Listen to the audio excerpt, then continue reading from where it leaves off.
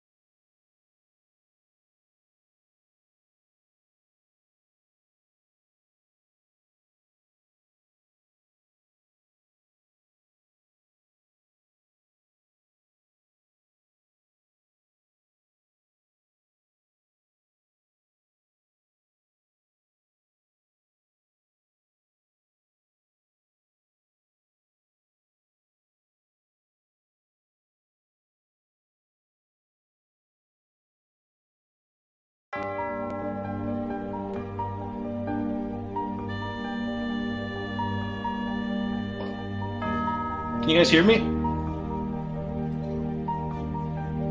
Oh, they're muted.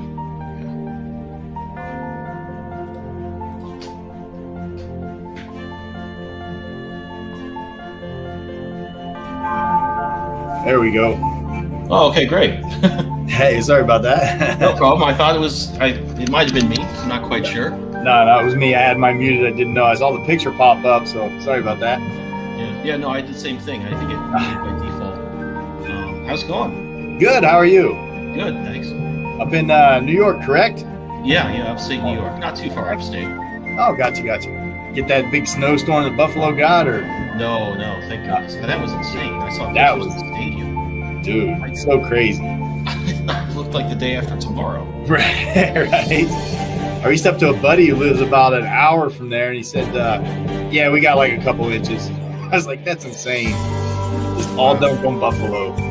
I've never seen. I mean, I used to live in Cleveland, so we got some pretty bad ones. In fact, I think that's where they moved the game that week. But yeah, that was nuts. Yeah, 6.5 foot of snow. I couldn't imagine. Well, I saw the day before. They thought, 4 to 7 inches or 4 to 7 feet. And I thought that can't be right. Right. Fair enough. Although my folks used to live in Minneapolis. Oh, okay. Really little, and they tell me some stories about just insane stuff. Oh yeah. That nature stuff. I guess it happens. So I'm glad you guys could join. I generally I like read a little bit about your. I know your campaign's over, but I'll read a little bit about the book and play the trailer, and then I'll kind of ask you like how you got started with it, and just roll from there. Sounds great. All right. Let this countdown finish. All right.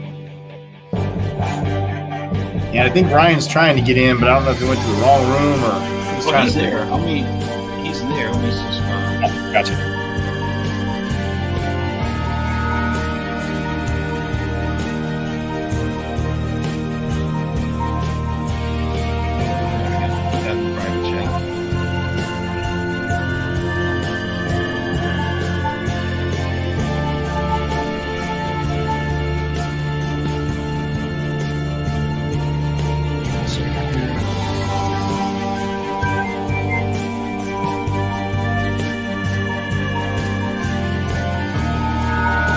You guys have been working on this for a long time. Yeah, we actually, it's so funny. I was working for a satellite company. Oh, it goes for. Yeah, well, sorry, I just. No worries. That was going on. It always seems like it goes on a little longer. This plays for about 15 seconds. Okay. I'll talk a little bit about the book and kind of throw it right over to you. Okay. After I play the trailer. Sure, sounds great.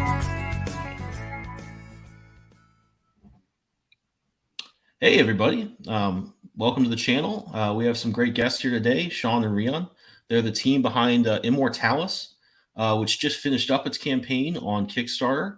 It's an epic 6 to 8 year ongoing series about Tam Montefiore, born in 1813 to be the one true decide in the war between heaven and hell and the old gods of myth. So some awesome artwork here. I'm going to play the trailer real quick. Awesome. And then we'll talk a little bit about the book.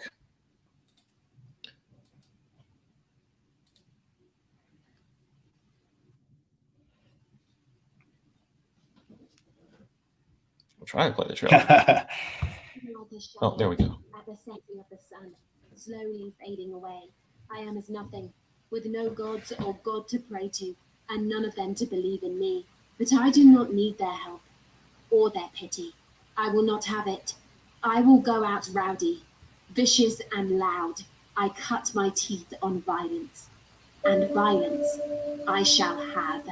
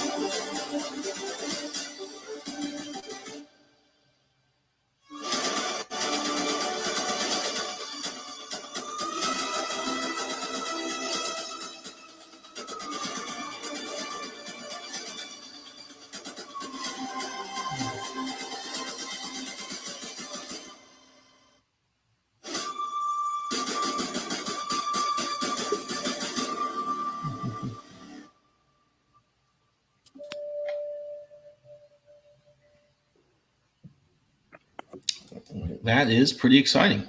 So awesome trailer, first off. Hey, thank you. So I read a little bit about it, obviously, but tell me a little bit about, you said this, I think it said this has been going on for 6 to 8 years ongoing. So if you can, tell us a little bit about how everything got started. You want to take that one, Ryan, or? I mean, you can start and I can add. Yeah, we so about 3 years ago, me and Ryan used to work together. Then I moved to Colorado.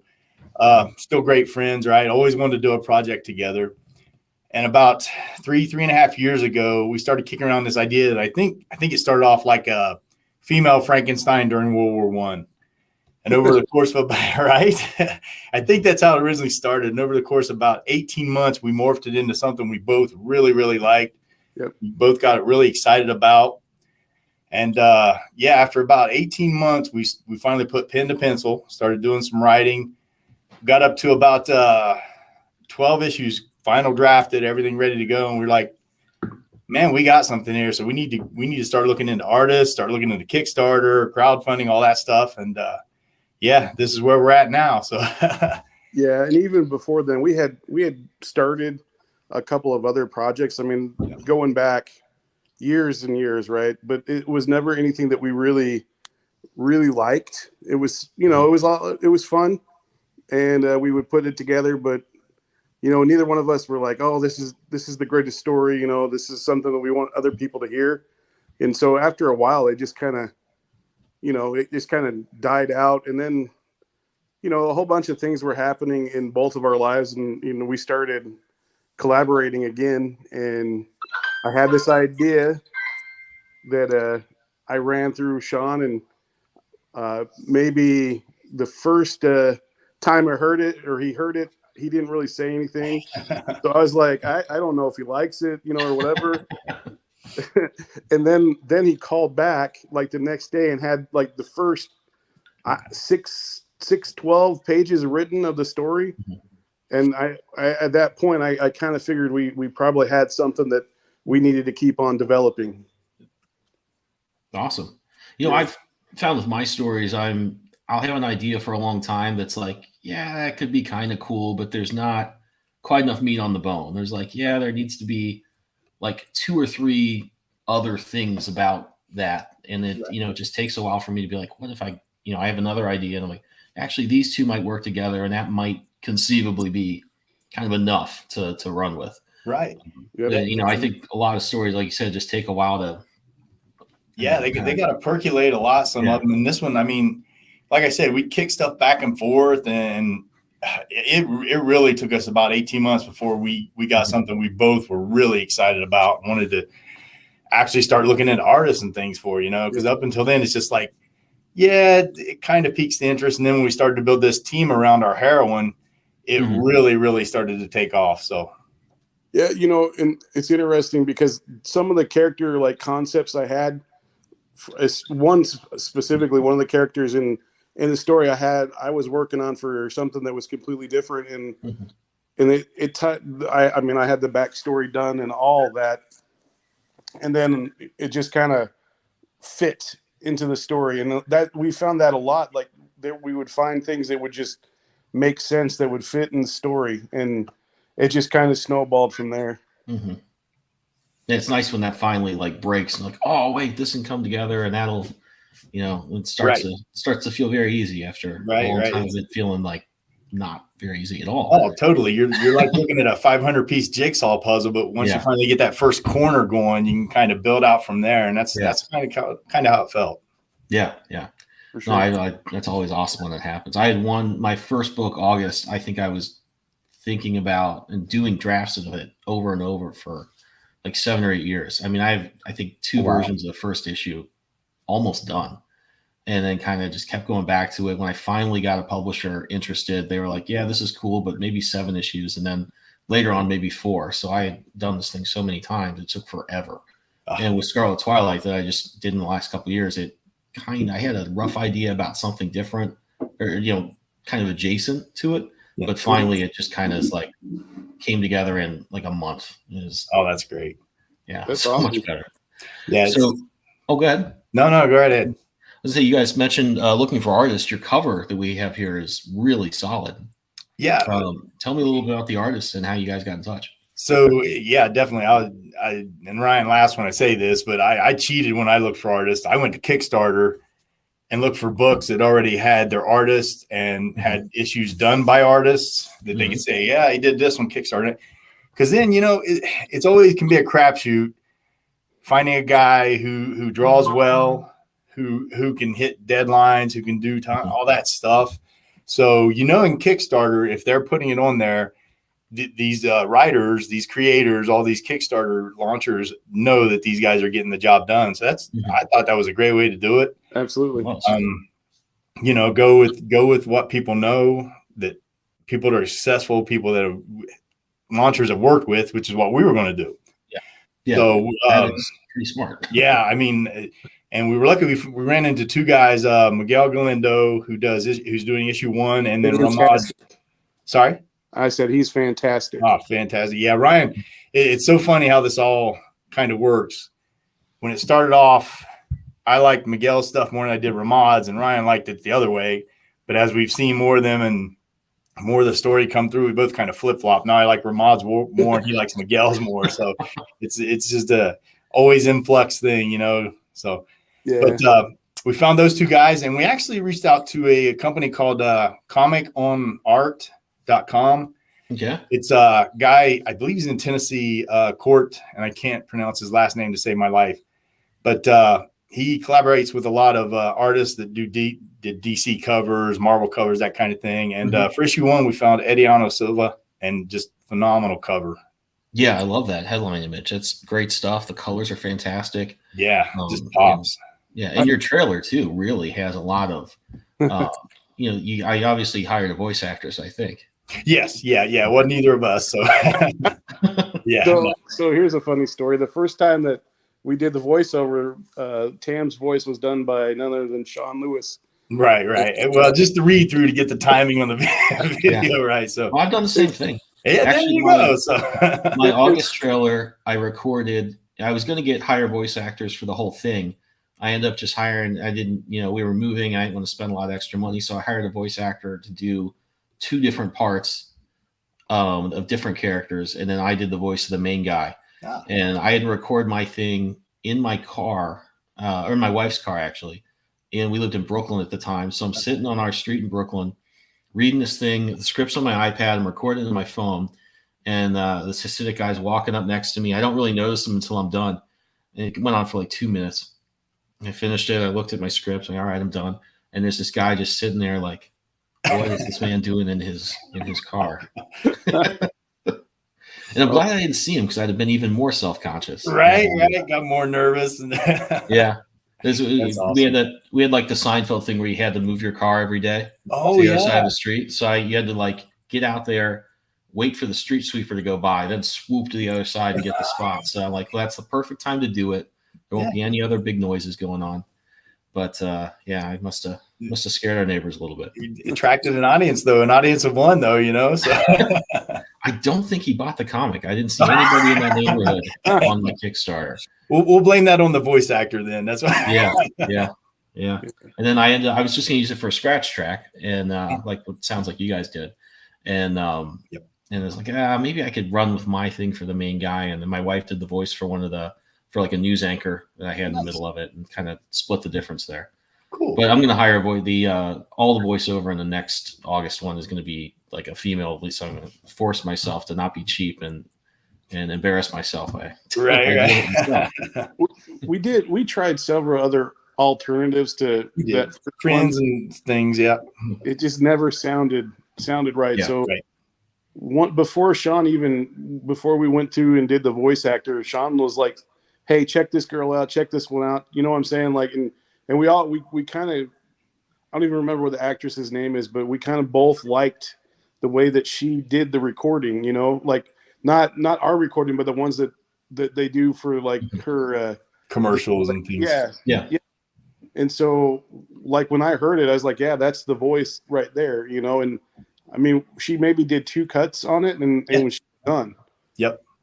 Yeah. I mean, she did a really good. I mean, I think the value of having an actor or an actress, or especially in something like this where she's like narrating it, basically, is she really builds up and gives you kind of I don't sound too hoity-toity, but like she kind of gives a performance there and like kind of takes you up and down and builds the intensity, and then when the music pops in, you're like, yeah, this is cool. Right. Like, what's going on here? Yeah, we wanted to kind of build up that exciting trailer, so hopefully we hit that. So I think you did, yeah. All right, next. Thank you. And obviously your campaign's over, but you met the goal target, so that's awesome news and congratulations. And it's going to be, you're going to do like 2 issues in the same campaign? I'm going to do 2 issues in the same campaign. Our big plan, I know, I didn't know how much we were getting into, how hard it is to be a creator, build a Kickstarter, do these videos, coordinate your whole team, your artists, your inkers, your letters, all that stuff. Your colorists, but the plan coming in, we originally were like, we're going to do 12 issues a year. That's just what we're going to do. That's what Marvel, DC does, Image does. So let's try that. Yeah. Which now you notice on the first Kickstarter we put down maybe 8 to 10 a year because it's that's still really ambitious. We were expecting. Sure, that's really ambitious. Yeah, and we actually go ahead, Ryan. Yeah. Yeah, we're actually building the Kickstarter page for 3 and 4 right now. We're going to release them together. Like I said, that's just the timing thing where between, you got a month of your Kickstarter, then you got a month to fulfill. So really, if you put out 2 books at a time, that kind of gives you that 2-month period for each book. Mm-hmm. So we're going to try to hit 12. We'll see how it goes. So yeah, that's an awesome plan. And because my problem was I kind of started this sort of on a lark. I was waiting. I was supposed to be published. I have August published before the pandemic. That put everything on hold. I'm sitting there losing my mind. I'm like, I just got to make something happen. Right. So I did the Kickstarter for Scarlet Twilight, just one per issue, which was a huge mistake in retrospect, with shipping going up and up and up every month. Right. And I think next time I'm going to just do kind of look at it like you guys have done. I think I'm going to probably stagger it where it's a graphic novel or a collection of floppies, but each release is digital, and it's kind of like you buy the whole thing. Yeah. Right. I mean, I've been sending, the shipping for this dwarfs whatever any other cost in the whole thing has been ultimately when you do it per issue. So it's good that you guys kind of thought about that. Like, all right, we'll do like 2 issues at a time, kind of make it so it's not too ridiculous where you're paying 2-3 times in shipping what you pay for the books or any of that stuff. Yeah, and we did sit down and put a lot into fulfillment because I've got a few Kickstarter things that didn't arrive quite as well as they should because I'm not going to mention any names or anything. So yeah, we definitely plan at least for the first 3 or 4 Kickstarters. We don't want to put anything bigger than a comic size thing in there because of your flash shippers and things. Yeah, and so it's. Yeah, but you're right. There's a lot of planning and things you got to think about with shipping. And even on our first one, we didn't do international shipping because we didn't think we were ready for that yet. So, I tried not to do it, but so many people asked. Right. And I'm like, okay, I'll figure it out. And and I even then, the first one, I think in the second campaign, I had a better read. And I would talk to, I used Kablam to print and fulfill. Okay. and they gave me some prices, and I was a little better about like, wow, they really do mean it's going to cost $30 to ship something to Australia, and just put it in there and say, guys, I'm sorry. If you want to do it, do it. If you don't, I totally understand. But yeah, it's so nuts how much even the Canada is pretty crazy. Oh yeah. And you see that. And that's one good thing about Kickstarter. You can break it down, to different regions. So you're not charging a flat fee to everybody, but yeah, it's still, when you see that, I'm shipping a $5 book and it's going to cost $30 to get it there. That's that's a big pain point. And I can see that with a lot of the backers. So yeah, I know that people are like, is it really that much? And you have to say, oh, dude, it really is. And I know I'm not the only ones. I see a lot of other people answering that same question online, or who are doing campaigns. So I think people kind of know, and hopefully it's temporary. I did see somewhere the other day, I think shipping rates went down last month or something like that. So hopefully we're at some kind of peak. Right. Yeah, we'll have to see. You guys also, I think you got the Project We Love designation, right? Yeah, we were really surprised by that, weren't we, Ryan? That was absolutely. I couldn't believe it, and then as I went did a little bit of study about the projects we love, I mean, fantastic. Like how it was something that we were really, really surprised about, and I mean proud of it nonetheless. But still, it was like that wasn't even on our radar. Like we hadn't even discussed it, No. We hadn't reached out to anybody at Kickstarter or done anything. We'd backed a few projects, to see how they did shipping, that kind of thing. Yeah. We wanted to see the writing, the artists, obviously. And it was a very pleasant surprise. So yeah. Well, I'm angry and jealous because I haven't gotten it once, and I've done it 3 times. I'll help you with your video. How about that? Yeah. I love your videos. I love the newsreel. That's thanks. Yeah, I do. I really like the stuff you're doing. So, me too. I appreciate it, man. But yeah, that's a mystery to me. And at first I'm like, oh, it's stupid. It doesn't really matter. Yeah, it probably doesn't. I mean, I don't know how much it does. But I was sitting there trying to Google all over the place. Like, how do you get that darn button? I need this meaningless affirmation. Right. Hey, sometimes it's nice to be justified. So understand that 100%. Yeah. It was shocking. Like we since it was on our radar, we just woke up one morning and it's like, hey, we're at the top of the list, and for the back, and that's the biggest thing is it puts you at the top of the queue for what's new and what's hot. So like that helped us a little bit, but I mean to quantify it, I couldn't tell you. Like I was going to ask if you saw a bump. After we got it, we did actually. We did, yeah.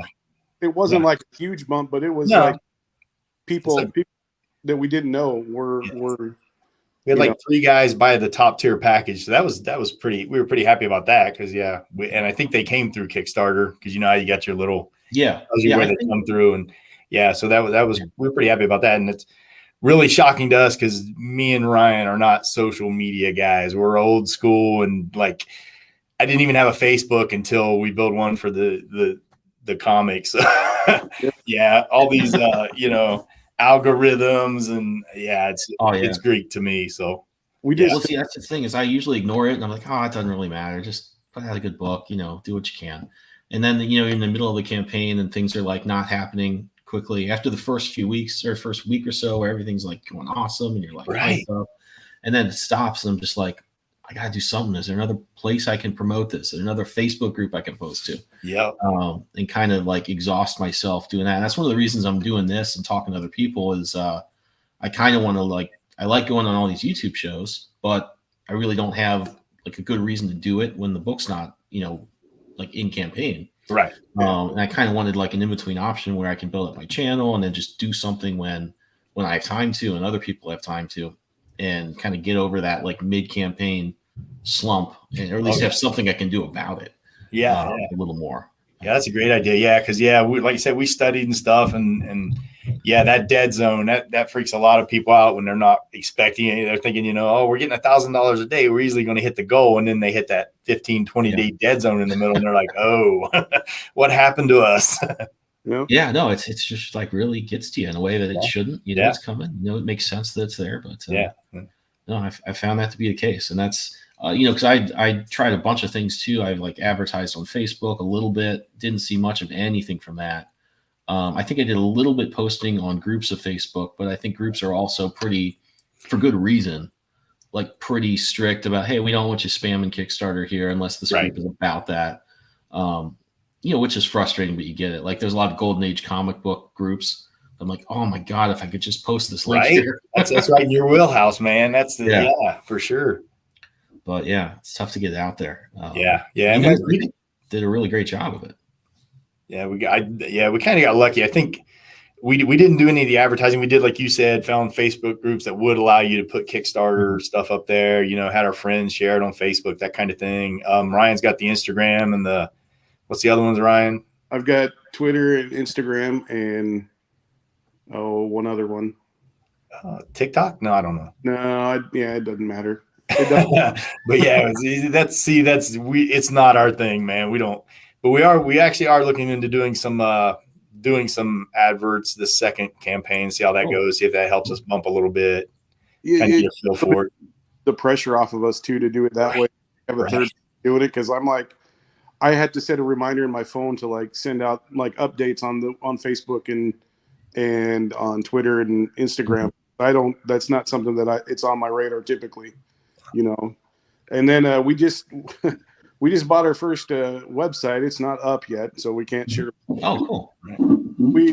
One of the things that we figured out is like, we're probably going to have leftover inventory. I mean, that's part of our offering on our Kickstarter this time is stuff that Shawn had left over from his last launch, and so rather than, just giving that away, people might want to. I've had several people at work that missed the deadline to fund the Kickstarter, and they said, hey, are you going to be able to buy the books? And, if it was one person, I'd be like, you know what, I'll just give it to you.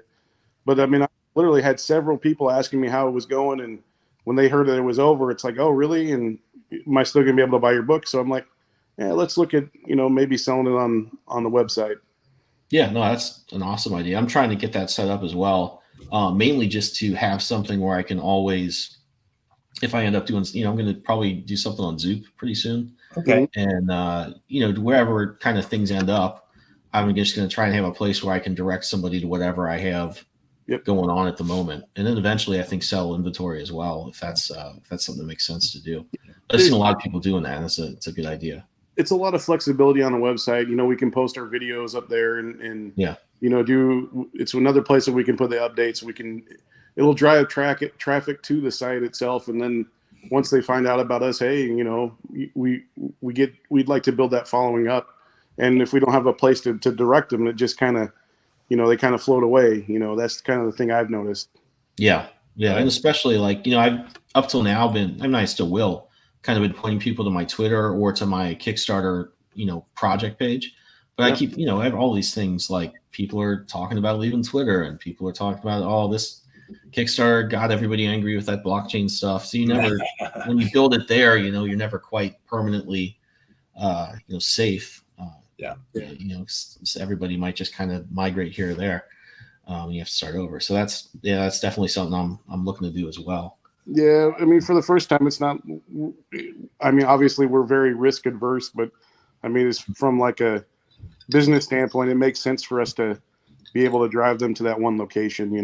Yeah, 100%. Yeah, and like when my first one I did, I was putting out one issue. I kept the price points as low as I could and be pretty sure I wasn't going to lose money, although I still got killed on some shipping stuff as hard as I tried to build that in. Nothing too bad, but my point was just like, I just wanted to build an audience. I just wanted to get some eyes on this. And that led to a lot of other cool opportunities as well. I think more than anything else I've done, just doing that Kickstarter got my name out there in a pretty big way not big, but compared to what I'd been doing before, which is, trying to post on Instagram, which gets you a lot of Instagram likes, but not too much else. And, it's a good way to do things. So. Yeah. Shawn has a idea too. The next phase to kind of coincide with what we're going to be doing is we're going to be at Albuquerque Comic-Con. Yeah. Yeah. So we're starting to realize, because we do everything kind of ass backwards, instead of hitting cons, building up email lists, that kind of thing. At first, we got into this Kickstarter. I know it seems like after 3 years we'd had a better plan, but we're creators, we're not businessmen, Yeah. I mean, I hope I have a pretty good head for at least considering some of those things, but you also just at some point you just got to do it. You're gonna make a lot of mistakes, I would think, and I certainly did. 100%. Yeah, we're looking back at things and seeing, we should have done it this way, done this better, maybe added. Like right now, my big regret is I didn't add any pages on the story, your story part on your Kickstarter build out. People love that. They want to see the actual drawn art and see the story and see how it kind of flows. And we didn't do that, and I'm still kicking myself for that. But yeah, man, if I could do it over. Right, that's it, right? But there's always next time, and it's kind of fun to dream up new ways to, like, because I think we're moving towards something where I know I'm a little more. I'm not as much of a collector. I mean, I have my comics I love that I brought with me when I moved here, but most of them I got rid of. I just had like a room full of stuff. And most of my stuff's digital now that I get new. But I know people still like that floppy. A lot of people want the floppies every month. And I think the thing I'm really tied to is just the monthly, like an issue comes out and everybody's talking about it for another month, almost like people watching Game of Thrones. And I think that's something I'm not as tied to the floppies, although I'm, very cognizant and want to support when people do want that. So I offer a lot of it, but I'm always kind of trying to think, like, how can I get like that monthly, this just came out today, did you see what happened? I want to build that into like my next campaign for Scarlet Twilight. And I'm going to try and just do that part digitally while there's going to be print at the end for everybody. We're just going to try and ship it once. So nice. Hopefully. But it's fun to just think about that. It's like, all right, what do I like about comics, and what do I like about an ongoing story of this scale? Yeah. And I've got this format and this setup, and it's not in a story necessarily yet. Like, how can we translate that? So it's kind of fun to think of that stuff too, I guess. It is kind of, it's always in flux. Everything's in flux, right? Because suddenly you have way more backers than you thought, or you don't have as many backers as you thought. So you got to kind of gear it down, change the next one or two Kickstarters you're building up. And it's just, you're right. You got to have a plan, but you always got to be able to change that plan somewhere 3, 6, 8 months down the line. So yeah. And things are changing so fast all the time. Right. It's just, suddenly there's plenty of paper, then there's no paper, then with shipping's that's it. I guess there's a new, and also they started, I can't, the name escapes me, but they started a new platform for like Kickstarter campaigns, but it's just for comics, and I can't remember the name of it, for comics and graphic novels. It just came out. Yeah, I can't remember the name. Like a Kickstarter type thing? Yeah, like a Kickstarter, Indiegogo, a whole new platform's coming out, but it's just for comics and graphic novels. Oh, yeah, I haven't looked into it too much. I saw somebody talking about it and just never followed up with it, but be interested. Like you said, it's always changing. There's always the next new thing, and 100%. And that's why you talk about like researching and you getting all your ducks in a row. It's like, well, you can, but at some point something's going to happen that validates half the work you've done. So you just gotta, one of those ducks is going to veer off at 90 degrees, and you got to chase it down and figure out what to do with it. Yep, that's it. Like herding cats. 100%. So like we talked a lot about like the technical stuff, which I think is awesome, and I think a lot of people want to hear about. I hope, but let's talk a little bit about like just the idea of your story. It sounds like you've got your character kind of doing a Captain America at a time thing a little bit. So tell me a little bit about that. Like I said, we wanted to build a team around it, and really, again, talking about how we kind of do things out of order. We originally got an artist to do issue 3 because issue 1 kind of seemed more like a period piece because it tells the backstory of her in the 1800s, that kind of thing. Issue 2 doesn't even feature the heroine. It's more about the team building that's going to awaken her type thing. So, we really, really like the idea of the, like you said, the Captain America, the hero out of time, right? Mm-hmm. Being in a place where she knows nothing about anybody really. And she's got that working against her, as well as, being a young girl with all this, the potential to be killing old gods and fighting this war for heaven and hell on her. Mm-hmm. Now she's left all she's known behind, no family, no friends, no nothing. And actually we hit on that. I just finished the second video for the Kickstarter today. So we hit on that point a lot and kind of drive that home, like you were saying. I think it's a big part of it. I don't want to go with too many of the tropes, with even though they were really great in Captain America and the Winter Soldier, but I don't want to hit on too much of the tropes, because it seems like it's been played a lot with, especially with even though that's what is Winter Soldier, like 2015, but Yeah. it's one of the whole Marvel thing just stays right in your mind if you're a comic fan. You know what I mean? It was so well done. The whole So, but yeah, we really liked how that played with her being out of time, no friends, no family, and no anything, but this team that's kind of been built around her that she doesn't even know yet. Different dynamics of who's the good guy in the team, who's the bad guy, who's the father figure, that kind of thing, building that up with her. And it really played well with that 200 years time lapse where she was in stasis. So, yeah. And so the interesting part too is issue 1, we really don't talk about her much, honestly. It's, I mean, the whole thing, even though we talk about it being a backstory, it's more about her dad than it is about her, and how, like, from an origin standpoint, like, why was she the chosen one, you know? So that's kind of the path we went down, as opposed to, you know, showing her, you know, doing all this other stuff. It was more focused on her dad and the reason why she is who she is. It sounds cool. No, I like, because I mean, that is kind of a thing we've seen a lot of, and that it sounds like you have an awesome take on the pacing of like how you're unfolding what she's about, what she's going to do, what she has to do. And also setting up a lot of trust issues with your team, which of course is a good way to do it. I'm not like a good writer. I mean, I'm an artist first, so I always have kind of gone at things from I pretty much need one main character to keep track of. I'm not going to be able to manage all these plot lines, and I'm trying to get into that in 2 stories I'm getting ready to do now in the next couple of years. And it's been a huge, just managing like a cast basically, and what's going to amount to like A and B plots of an issue and stuff like that is really taxing my mental, you know, machine. And it will, like I said, we probably, before we went 18 months before we put pencil to paper, you know, and a lot of that was building those dynamics. You know, you have A, B, C, and D. Well, if you make D do this, you can't have A do B, because you know, and you almost like got this huge storyboard. You kind of got 5 different Venn diagrams running into each other that you got to keep straight. But yeah, you're right. It can be taxing, but you know, we really like this dynamic with the team built around her and everything. So yeah, I think like you said, you're more the artist side. I couldn't draw my way out of a wet paper bag. So I just got to throw myself into the writing more than anything. So yeah, unfortunately, like I can see I'm able to see the big picture. I'm an okay writer, I feel, but I'm more of a storyteller. Like, one of the things that Shawn and I did during that 18 months, we had these jam sessions that would last a couple hours about it, just telling this whole backstory and figuring out things that worked and didn't work. So like, we have like all the relationships, like we tell this to people, I don't know if they necessarily believe us, but when we're talking, we have about a 12,000 year history of stuff that's going on that's directly related to the team and where they're at.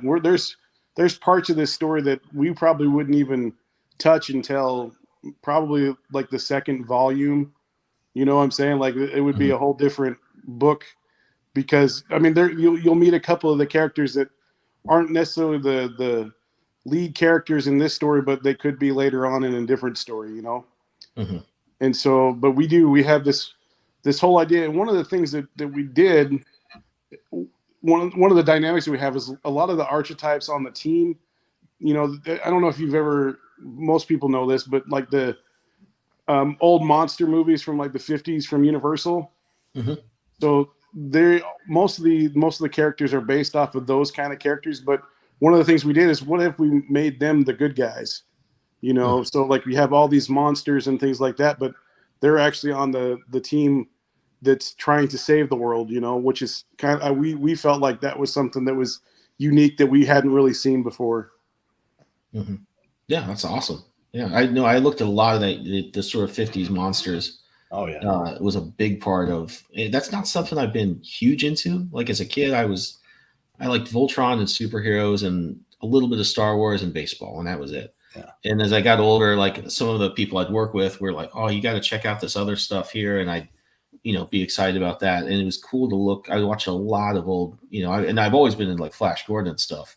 So that part I kind of had covered, but looking into kind of the horror movies at the time, and I don't think I'd seen King Kong, Frankenstein, or The Mummy until I started doing Scarlet Twilight. Oh wow! Yeah, so that was a fun education. Well, and the thing is, you know, we always try to come from the perspective that if we're going to tell a story, we want it based in reality. So anybody that has like a mystical power or superpower or anything like that, there has to be a tangible, legitimate reason that they have that. You know, we didn't want to cop out and say just because of this, FYI. You know what I'm saying? Like this. Oh well, look, this is some crazy thing that happened. Like, you know, for example, one of the things that you find out in the first stories are one of the Dr. Aldehyde, he actually gets cut, and it's the reason he is the way he is actually a virus. You know, it's an infection that makes him that way. And so it's just different things like that. Like we didn't want it. So, you know, going back to like the Winter Soldier, how it's kind of all based in reality. That's kind of the way we wanted to do it too. It's just, so you can't just have somebody that flies just because you need that for the story. You know what I'm saying? Like if they can, and we don't have anything like that yet. Right. But if we had somebody that flew, then that would be the reason, you know, we'd have to come up with a reason of why that's the case. Well, you guys have a lot of discipline. At least with Scarlet Twilight, I'm like, he does this vampire stuff, but not that vampire stuff. I'll explain it, you know, I'll put something in there. Yeah. But I'm pretty much like and it's not complete because I really want to focus. This is one of the only things I'm good at is like the pacing, like kind of I talk about managing like the roller coaster ride of the story. And so if I have a choice between, and it's not always like this, and if I would probably were a little smarter, I could find a way to do both. But if there's a thing where I'm like, I really want this conversation to last 2 pages because I want this thing to be longer later, I tend to like, all right, let's find a fun way usually. And that's kind of the nice thing. I got to cheat a little bit in doing like the Golden Age style thing is they have a lot of tools in those old comics to just be like, yeah, and Batman went over here. Like it's over. Don't worry about it. It doesn't matter if he flew the. Meanwhile, at the cathedral, he's just there. Don't think about it. So I had kind of a justification stylistically to do that and kind of maintain my pacing, which I would try to focus on. But I also really appreciate when, and I think it's super important when you have like what's going to be a really long form story like this to set those rules up. Otherwise, it's just like watching kids play football and they're like, now I'm playing, you know, they just make up their own rules. It's just not, not engaging. Whereas if you really set those rules out, especially if it's going to pay off over such a long period of time, that's going to be pretty satisfying and cool.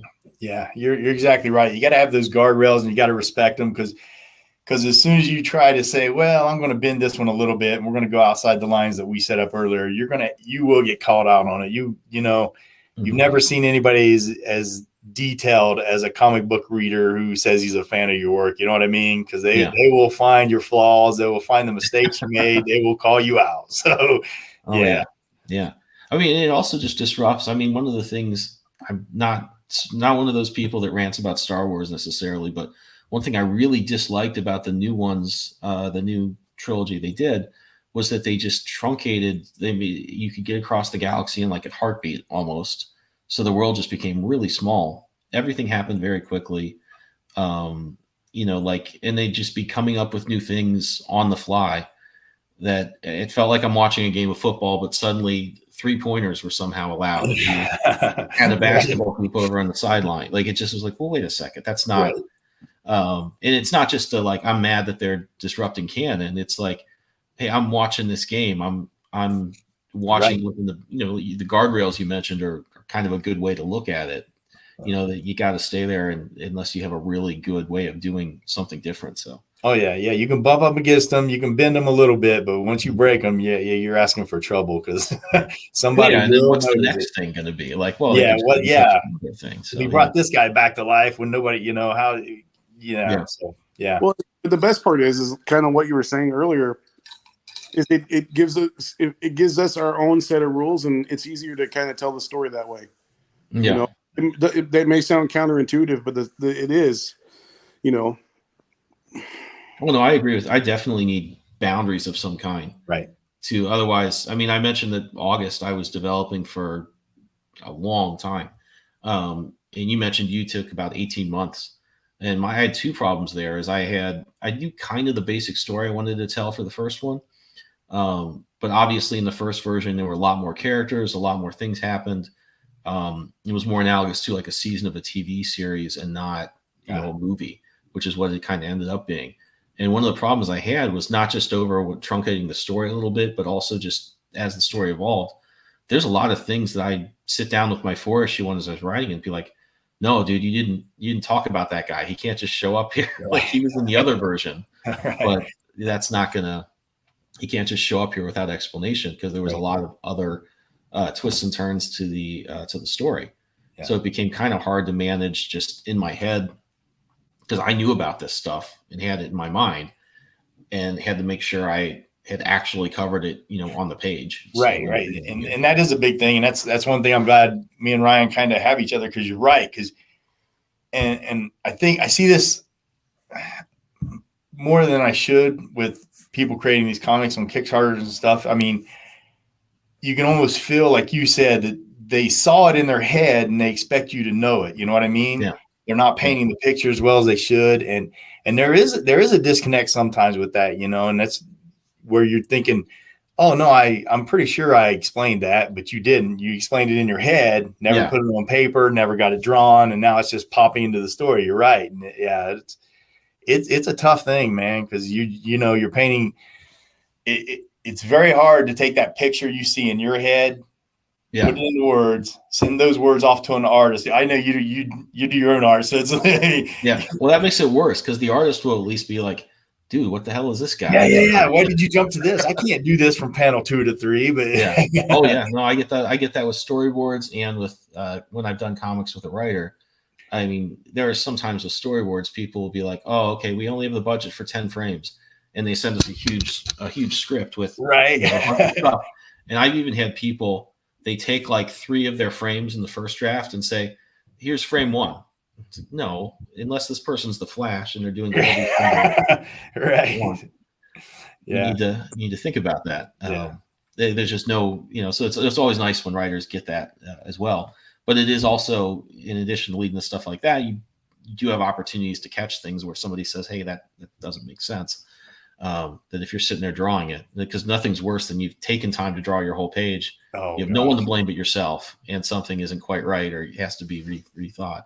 Oh yeah. So that was a big challenge. And one of the challenges with August is not to get too into it, but like I wanted it to be like a continuation of an 80s cartoon, maybe 5-10 years later.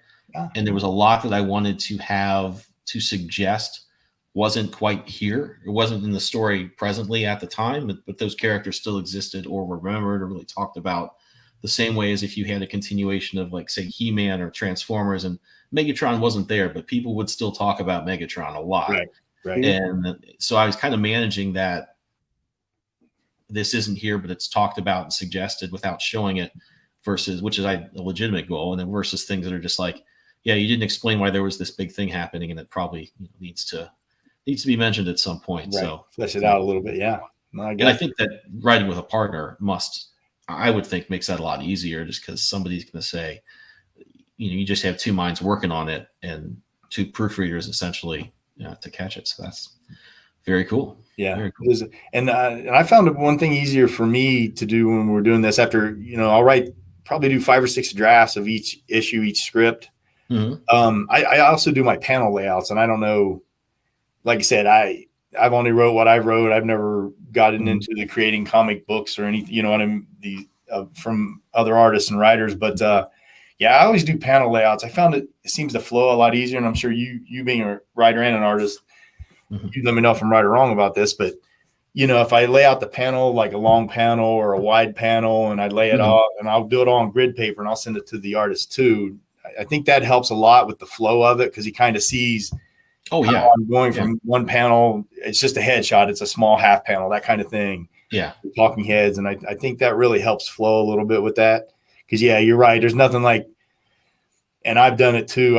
And Ramad, great artist, thank God, because I sent him a script that me and Ryan both read through, both missed the page count after about 5 or 6 drafts, and it had 2 page 11s in it. I'm like, oh no. God, yeah.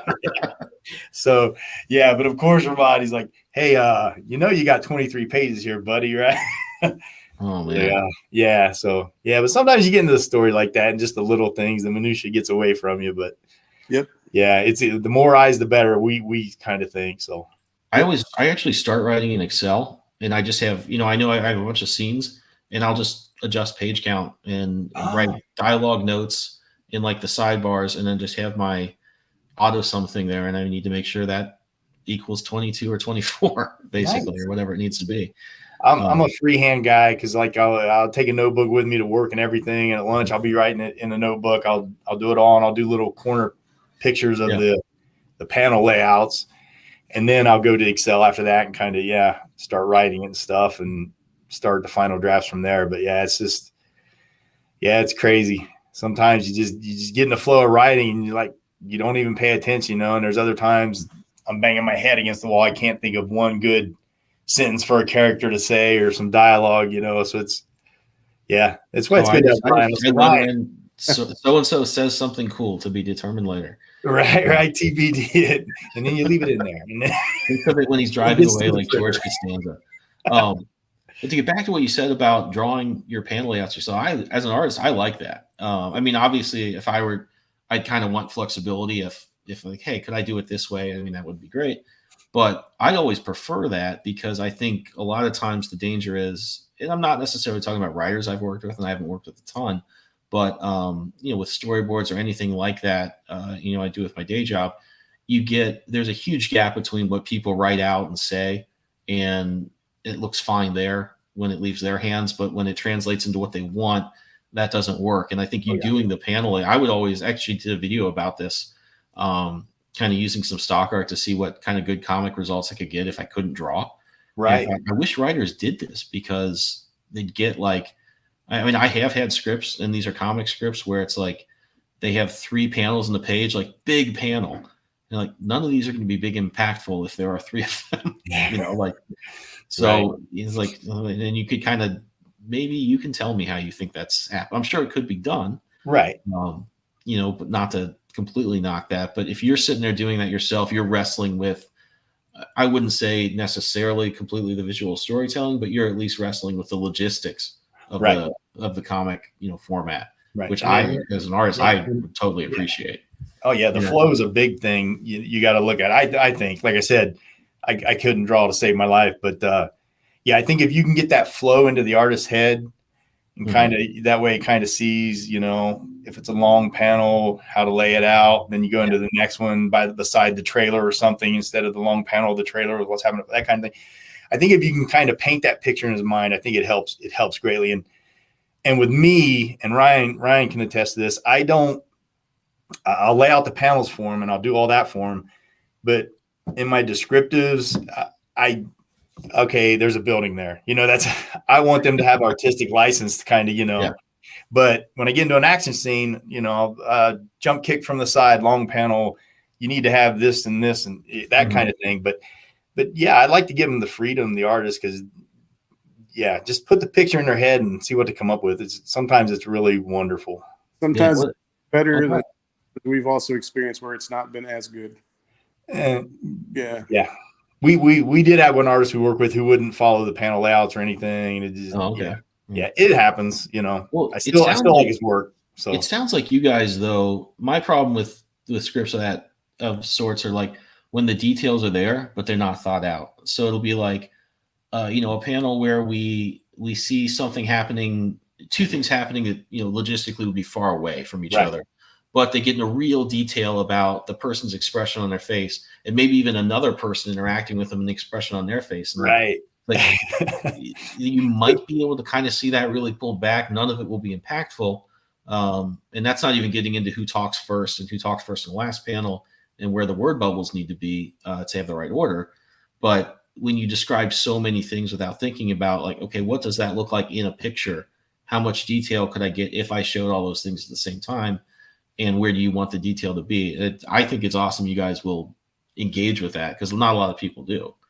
Yeah, and it just makes for a worse product, if you don't. I mean, because again, it comes back to that thing. And I've had talks on message boards and things with artists and writers and stuff. And my opinion of that is, you got to, like I said, you got to realize you're taking this picture in your head. Yeah, you might see it clear as day. You might see how it's all set up. You might see it as a camera shot. but you're putting that into words. You're putting Yeah. those words into a box on a page that's, 6.5 by 10.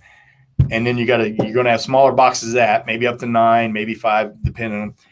And you expect this person who you're telling this to take this picture in your head, read your words, and then draw it for you exactly as you had it in your head. So you gotta flow with your artists, and you got to respect them, because like you said, man, and Ramad as an artist, he just puts his nose down and he does whatever it is. Miguel, he's a little bit older. He'll give me a little pushback sometimes, because I am a crammer. Speaking, you talking about that, I got 3 characters here in this one panel of 9, and I want you to show all their facial expressions, that kind of thing. I don't get quite like that, but I will cram some stuff onto a page. And he's brought me to task a few times about, hey, can we do a few more pages with like 5 to 7 panels and stuff? Yeah. I see both sides of that, man, because it's hard when you get in that flow and you just want to just get everything and do as much as you can in 22 pages. But you got to understand the artist's perspective on it and what he's got to do. And if you want him to do what you saw in your head, you got to work with him and help him as much as you can. Yeah. No, and that's all anybody can ask for, is if you understood everything, you do it all yourself. Right. And I think, to me, that's actually one of the cool things about all this AI stuff. Yeah. I'm not totally on board with it, but I think it's interesting. And I think one of the cool things is it kind of forces writers or people who are not visual to just think a little bit about stuff. Okay, I have to type in this prompt and it got me this. And you're just kind of exercising that muscle, mentally. One of the big struggles we have in my day job doing design and video stuff is people are very afraid, I found, to talk to creative people and visual artists, especially, because they're like, oh, I can't draw. And a lot of times they'll be like, I know you have an idea in your head and I will change it and it'll look cool, but I'm not going to laugh at you if you give me a crude drawing. That's going to get this going a little bit, but I have to have something, especially if it's we'll do a lot of stuff for detailed industrial processes or products. So it's not something I'm going to be able to just like generate from scratch.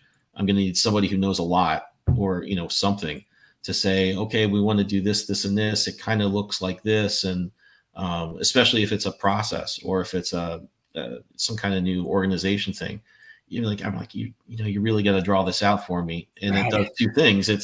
I swear I'm not going to laugh at your drawing, but it makes them think visually a little bit. It gives me something to start with, because otherwise it's just too hard to directly translate to a visual. And I think anytime you get people like feeling comfortable, I'm going to draw something out. I understand it's just, and I always say, like, dude, it could be drawn out in like a bar napkin, in pen. It could be really, really bad. Just, think about it. And I think you're doing that in the right way. You're like saying, hey, you're kind of coming at it from the artist's perspective. I'm going to make sure I've thought about what it looks like when you have 5 panels on the page. When you have, and 10 panel pages can work. There can be a lot of small things. It can be conversations that you just don't need to set up a lot of other environmental things. If it's focused, like, that can happen. Yeah.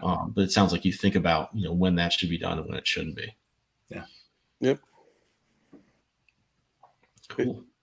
Well, guys. Go ahead. I was going to say, the whole creative process, it's something that's kind of new to me. Like, this is my first time of ever actually working on like a comic book. So I'm glad that I have somebody like Shawn that's done it before, because like, I'd love to tell a story, but making it go on page, it's just been difficult in the respect that, I wouldn't know how to set that stuff up. So I've had a lot of education as we've been doing this, because one of the things that Shawn makes us do is that him and I both had to review the pages and make sure that we like the product and we like the quality. So that's been pretty amazing for me. So yeah. To speak of that, Shawn, I did a search for your other work. I had a little trouble finding it, but you've done some books before. Yeah, it's been a while. It's been 20, I'm thinking 2012, but it may even been before that. So we put out with Dakawaka, company founded by the late Mike Penny. We put out Purity, a 4-issue limited series, and one shot called Force 51.